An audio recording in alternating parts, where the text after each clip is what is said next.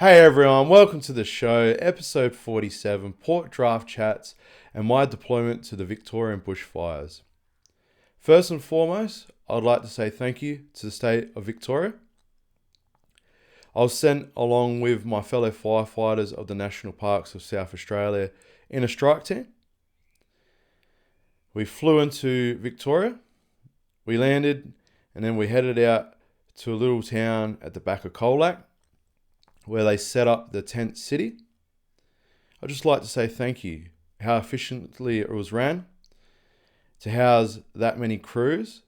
We were working alongside Western Australia's fire crews and Tasmania's fire crews, which were also National Parks firefighters and a blend of metropolitan firefighters. And it was a great experience to meet other firefighters from all different agencies. We worked along together to help fellow Australians in their time of need, and to me that is very important. And the tasks that we were giving were to stop the fire coming through the Carlisle's pipeline track. So the fire was heading down, and we had to put in over 3,000 hectare backburn to contain the fire, and we'll task along that part with Western Australia and the Victorians and the Tasmanians. We all worked together to fight the fire. We put the backburn in. There was a pinch point where we put a hose lay in, and we put a lot of hard effort in to work all together to fight this fire, and it was made contained on Wednesday afternoon. And all the efforts of all the firefighters were greatly appreciated from all states, but mostly the stuff that Victorians did for us to accommodate us. They fed us. I just very welcomed and very thankful to Victoria. You guys looked after us so well. I'm really greatly appreciated of that. All the crew were, and my strike team leader was very impressed. We were all very happy. I didn't go hungry, didn't go without a feed. We had a roof over our head with a tent. Like, we were looked after very well for how quickly it was and such a busy time of year in that part of the world. And we contained it, and we saved it from going into, like, jumping across into a very big pine plantation, and with the hot weather coming through now. So I'm very grateful. I'd just like to say thank you. And I'm back in Adelaide now. And tomorrow here, it's a catastrophic fire day. So that's on the FBI. That's how we have our fire rating done. And it's going to be catastrophic. So I'm back in Adelaide and South Australia. And all my fellow crew are. We still have a crew that's flown into Victoria and helping out. I'd just like to give them a shout out, and also the other crew who was before me. We all did a great job. I'd like to say thank you to all the crews who flew in interstate as well. A real great thank you to all of you as well. And we're in the peak of summer, and I'm back here with my crew. I'm ready to go to help out tomorrow. And also a special thanks to all the volunteers. We sent strike teams from South Australia's CFS, and also the CFA in Victoria, and all the other volunteers and agencies that come to the fire, whether it was through IMT. I'm just really grateful for all of you. We need volunteers in this country. I'm also a volunteer at the CFS, so I work at the National Parks and also a volunteer. And we need volunteers. They're the backbone of this country. I'd just like to say thank you to all of you. We need you, and to everyone in the public, please support all the volunteers and give them a big thank you for all their efforts and work. They give their time up from their families, and I'd just like to say thank you. You're much needed. And to all the other crews as well, everyone involved, I'd just like to say a big thank you. It was an amazing experience, going and working alongside other crews, learning how they do stuff, the different appliances that they have in the state, and how operations work. It was amazing to see. It was very successful. No one got hurt. Everyone worked together as a team. I do this footy chats as a podcast because I love football. And, since I stopped playing football, I've, worked at the national parks in the crew and also the CFS. And to me, it doesn't matter what branch you are in, whether you volunteer or work through the national parks or the Metropolitan Fire Service through all the states. We're all one big team. And to me, it's like a big football team. And that's a great thing. It's gives me, it makes me so happy to rock up to work or volunteering and seeing a big team come together just like a football team. I just really want to say that to me is very important. We all need each other to work together, and that too is so important. So I just wanted to send that message out to everyone. That I'm very thankful for everyone, and to my fellow crew who went on all the rotations. And we still got crew there now. Just a big shout out to all of you. I really have a lot of respect for you all, and you guys. Everyone's done an amazing job. Whether you've been a crew here as well, we need crews to be here on a fire rated day like tomorrow. It's going to be, we need everyone, all hands on deck. So thank you to everyone. We were looked after so well. It all went flawlessly. And to the man that lost his life, I have condolences to his family. I know it's very hard, and to all the people who lost their homes in Victoria, my heart also goes out to you. It's a very hard time for Victoria. I had a fellow firefighter that we worked along here, moved to Victoria, and his house unfortunately was lost.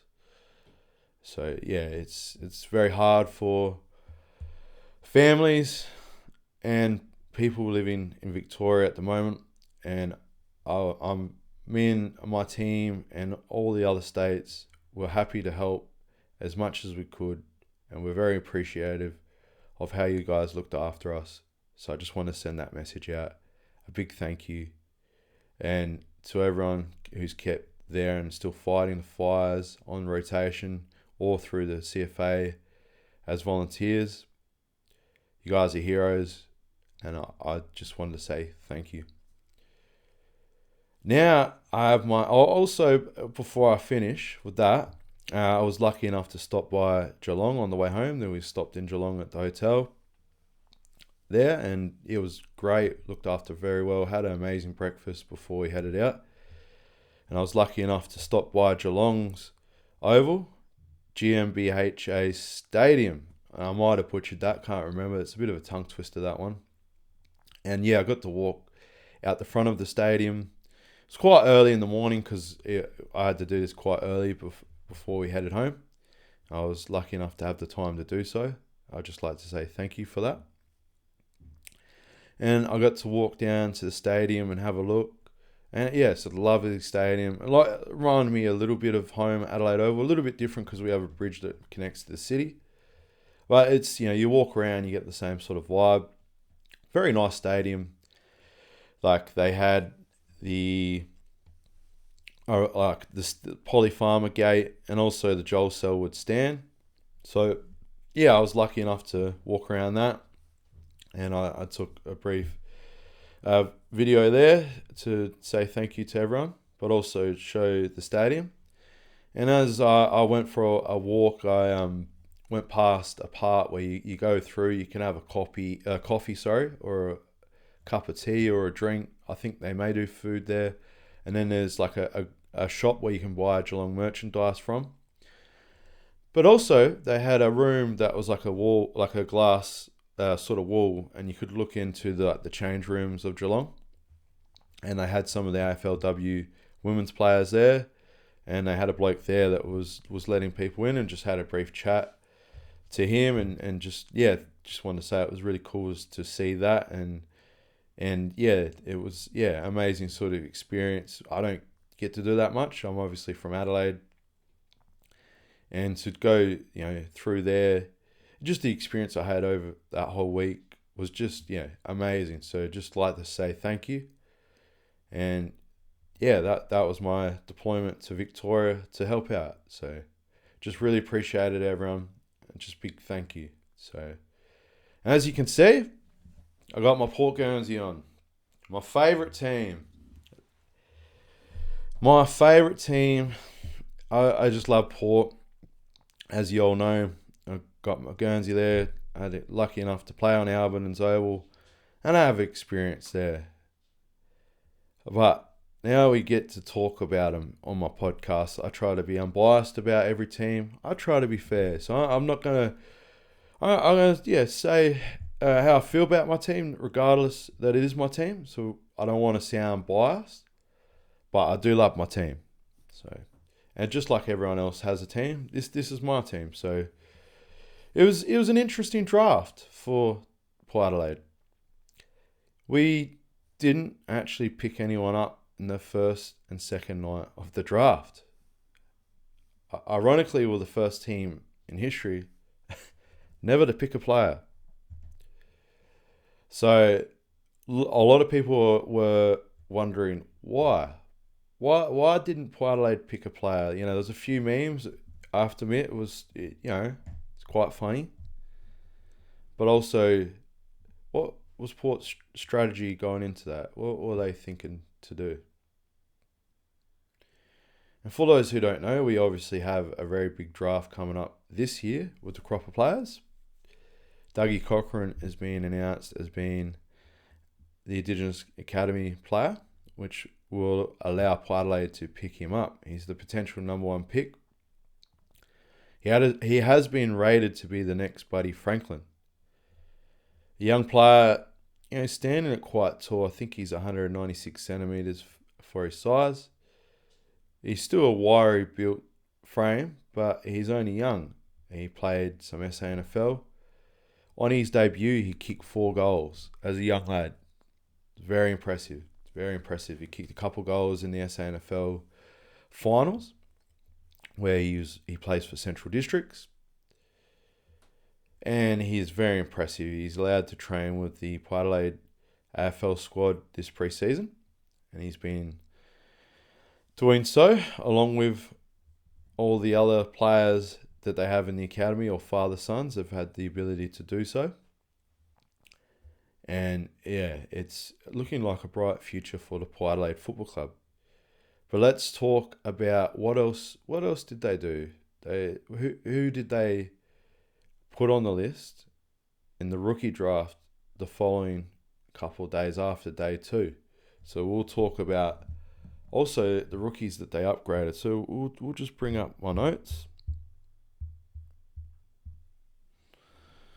because we've got a few written down here.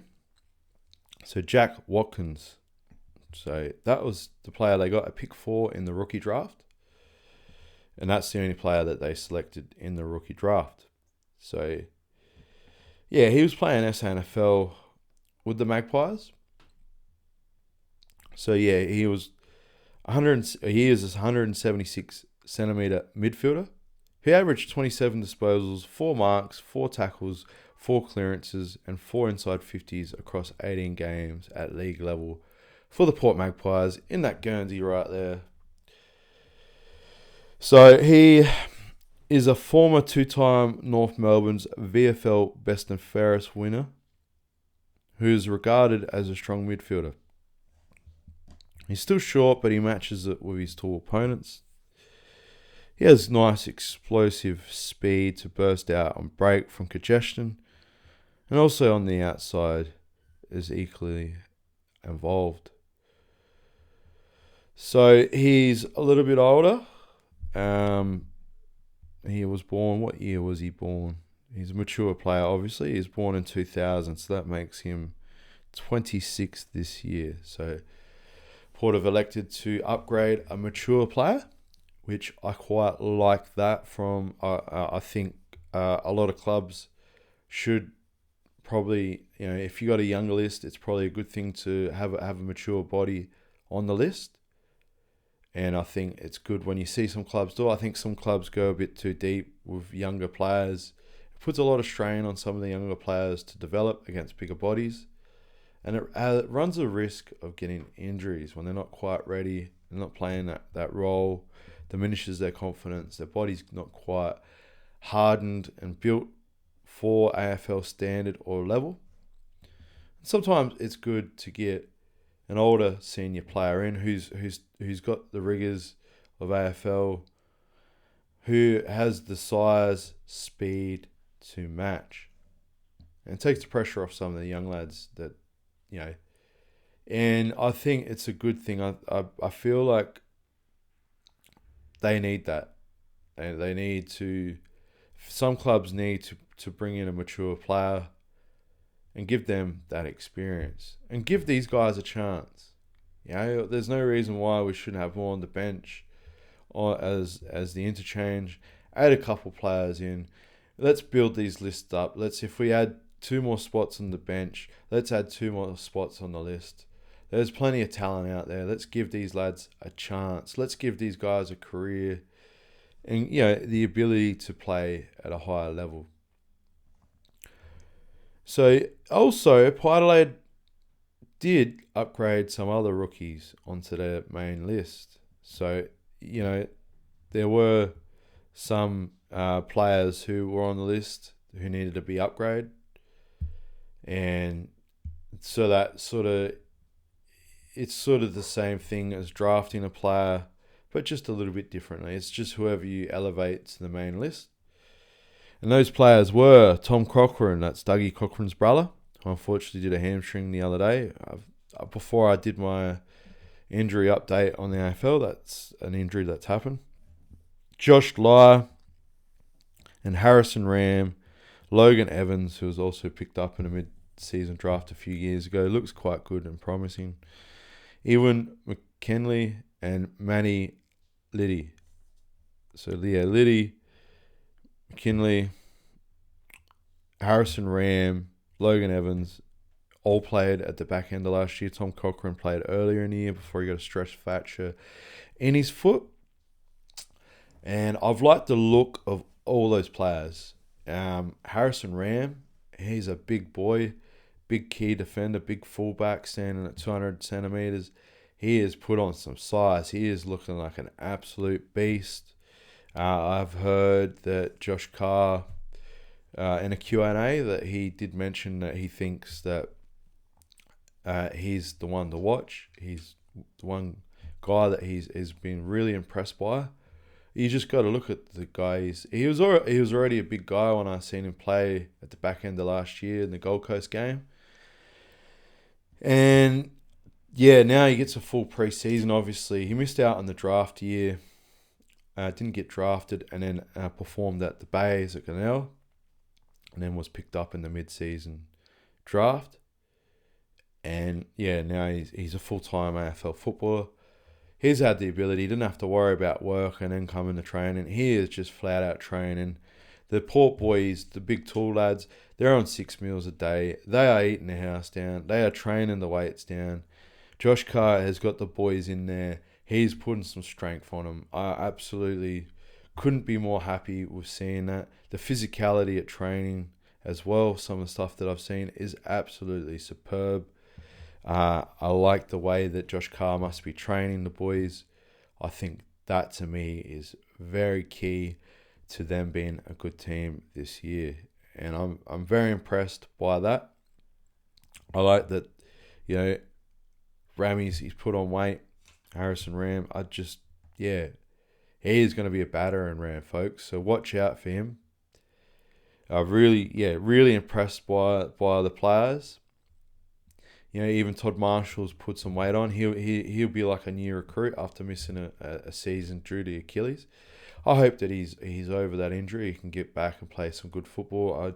I like Todd. I think he's a nice bloke. I think a lot of people like him around the club and they want to wish him well.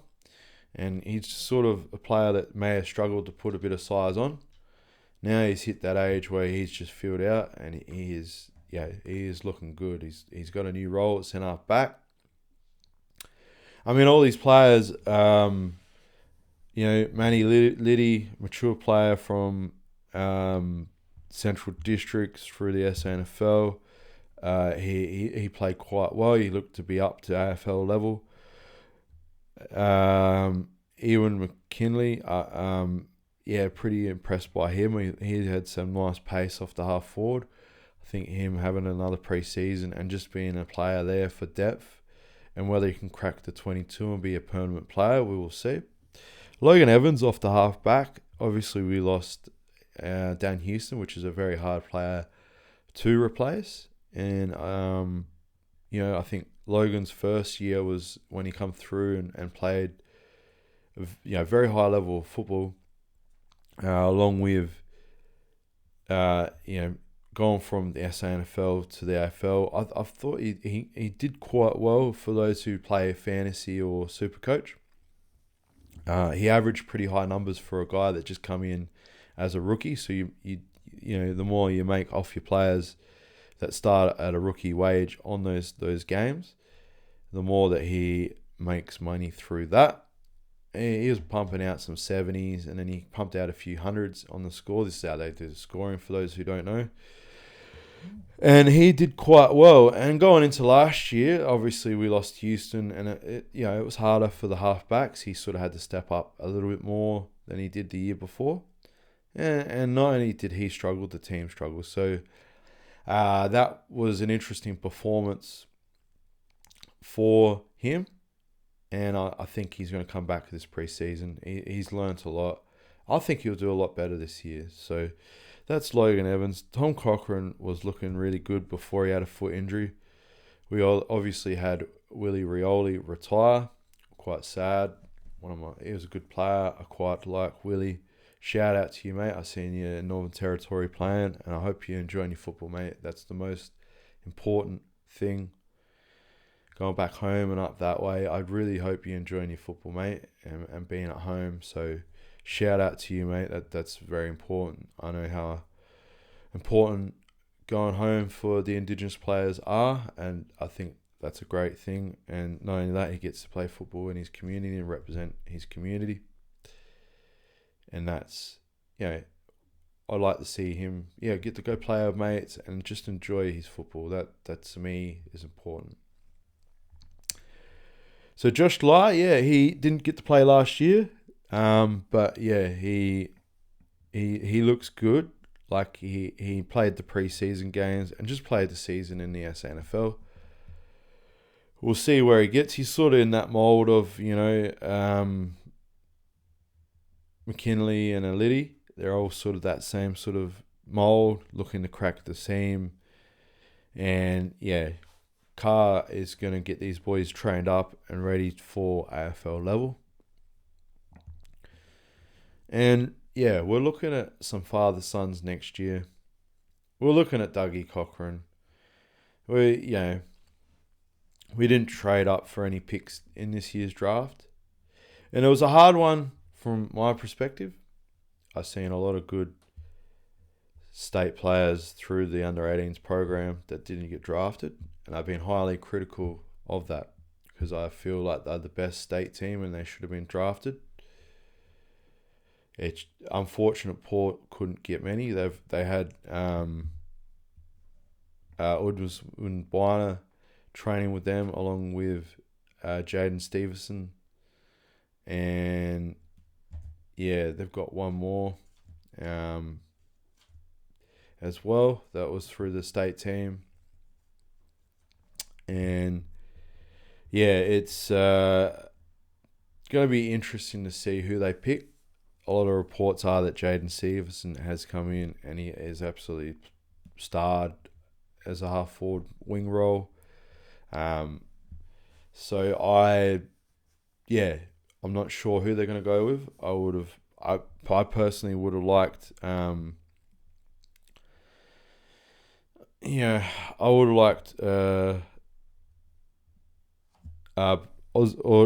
Buana. I probably am butchering that. Let me just double check his name. because it's a hard name to say. So just give me one sec. Blake Woodshun-Biner. So yeah, he's 181 centimetre midfielder. He was in the midfield for the South Australian undefeated side. He has the ability to play up forward. Quite like to me, he's like a Zach Butters type player. That's who he reminds me a bit of him, if I was fair. And Balin O'Brien, so a defender at 187 centimetre.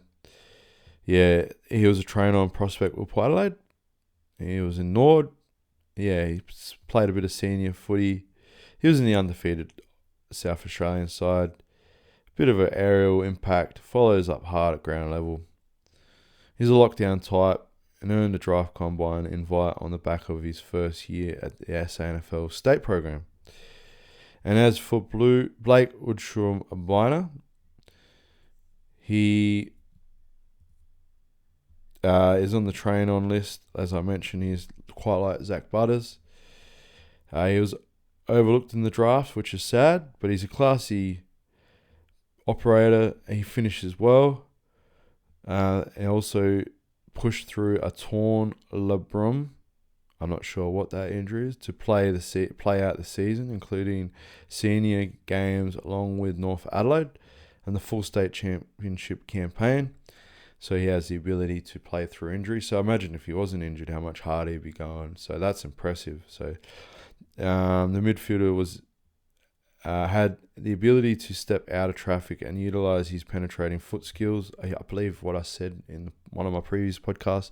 He was going 86% with his feet and disposal by hand. So absolutely stunning numbers there. Played a bit of a contested game. He wasn't just an old outside runner. He loved to tackle and hit the ground. Hit contests hard. Bit of a goal sneak. Kicked a nice little sneaky goal against Vic Country, I think it was. And he has leadership qualities, has been noted throughout the South Australian program pathway. And also, we have one more to add in. We have Mitchell Zato from East Fremantle. He's a small forward. He's unknown amongst the overall group of train-on players. He headed over from Western Australia to stake his claims down south. The East Fremantle goal sneak broke out in 2025, winning the Sharks Rising Star Award, the back of 18 goals in 14 Waffle League appearances, including 12 in his last 7. He made his top flight debut last year and spent majority of the time in the reserves level after graduating from that.